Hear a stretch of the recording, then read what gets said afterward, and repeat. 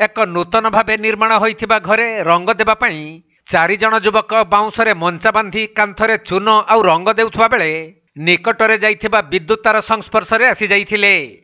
ଫଳରେ ଘଟଣାସ୍ଥଳରେ ହିଁ ଜଣେ ଯୁବକଙ୍କର ମୃତ୍ୟୁ ହେବା ସହ ଅନ୍ୟ 2 ଜଣ ଗୁରୁତର ଆଉ ଜଣକୁ ସାମାନ୍ୟ ଆହତ ଅବସ୍ଥାରେ ମେଡିକାଲରେ ଚିକିତ୍ସା ଚାଲିଛି। ଏପରି ଅଭାବନୀୟ ଘଟଣା ଘଟିଛି ରାୟଗଡ଼ା ସହର ରୟତ କଲୋନୀର 10 ନମ୍ବର ଲେନ୍ରେ। ମୃତ ଯୁବକ ଜଣକ ହେଉଛନ୍ତି ରାୟଗଡ଼ା ସହର ଆମ୍ବଗୁଡ଼ାର 35 ବର୍ଷୀୟ ଦୁଃଶାସନ ଖରା। ଆଉ ଗୁରୁତର 2 ଜଣ ବିନୋଦ ନାଗ ଓ ଲକ୍ଷ୍ମଣ କନ୍ଧପାଣି ହୋଇଥିବା ବେଳେ ଅନ୍ୟ ଜଣେ ଯୁବକ ଦାମୋଦର ଗାଣ୍ଟା ସାମାନ୍ୟ ଆହତ ହୋଇଛନ୍ତି।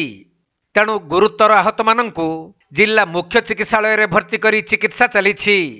ମିଳିଥିବା ସୂଚନା ଅନୁଯାୟୀ ରୟତ କଲୋନୀ 10 ନମ୍ବର ଲେନ୍ରେ ଏକ ଘର ନିର୍ମାଣ ଚାଲିଛି। ତେଣୁ ସେହି ଘରେ ରଙ୍ଗ ଦେବା ପାଇଁ ଉକ୍ତ 4 ଜଣ ଯୁବକ ବାଉଁଶରେ ମଞ୍ଚା ବାନ୍ଧି କାନ୍ଥରେ ରଙ୍ଗ ଦେଉଥିଲେ।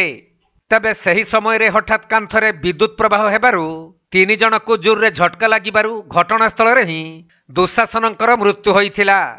ତେଣୁ ଦୁଃଶାସନଙ୍କ ଏପରି ଅକାଳ ମୃତ୍ୟୁ ପରେ ଏବେ ତାଙ୍କ ପରିବାର ଭରଣ ପୋଷଣ କିଭଳି ହେବ ସେ ନେଇ ଚିନ୍ତାରେ ପରିବାରବର୍ଗ।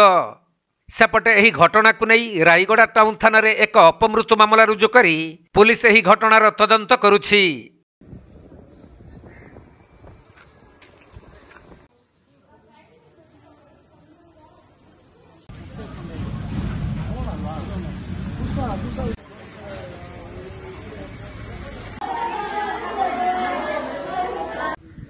ରାୟଗଡ଼ା ଜିଲ୍ଲାରୁ ପ୍ରଫୁଲ୍ଲ କୁମାର ବେହେରାଙ୍କ ରିପୋର୍ଟ, କୋଣାର୍କ ଲାଇଭ୍।